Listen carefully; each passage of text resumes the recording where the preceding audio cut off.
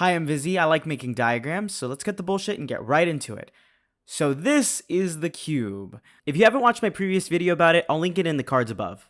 But just in case you haven't, here's a brief explanation. The cube is a character creation tool I made with my team of researchers to answer the most important question. What makes a furry? So today we're going to dive into what the inner parts of the cube are. To those clever among you, you may have already noticed that we're missing a couple key aspects here. And of course I'm talking about eukaryotes.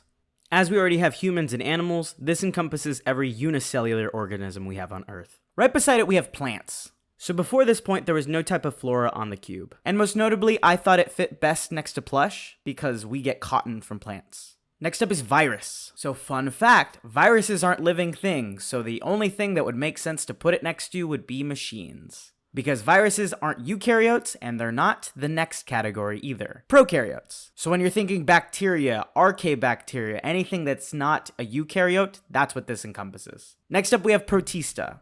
Now I'm not a microbiologist, but I believe these are algae, amoebas, and some types of parasites. But all the scientists can correct me in the comments. And lastly, to round off this section of the cube is fungi.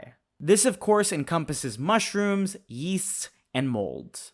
As we near the center of the cube, I think we're definitely in the need of some reorganizing, especially if we want to use this as a creative tool. So the first thing that needed to be done was to give each of these parts its own icon. With the help of my friend Starstruck Canvas, they created an icon for each type. I will also have their art Instagram linked in the description. So from human to fungi, they all have a really cute icon that denotes them. So now that we have that, there's just one more thing we needed to do to make this more accessible. And that's to launch a Gumroad for the cube. So on the Gumroad, linked in the description, you'll see a set of 3 6-sided dice.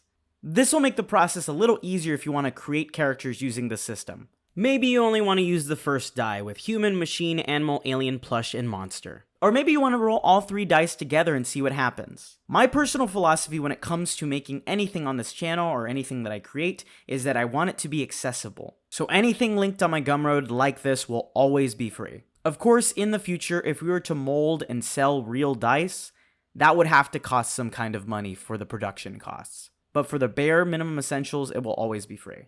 With all that being said, what's left for the cube? You'll just have to tune in next time and find out.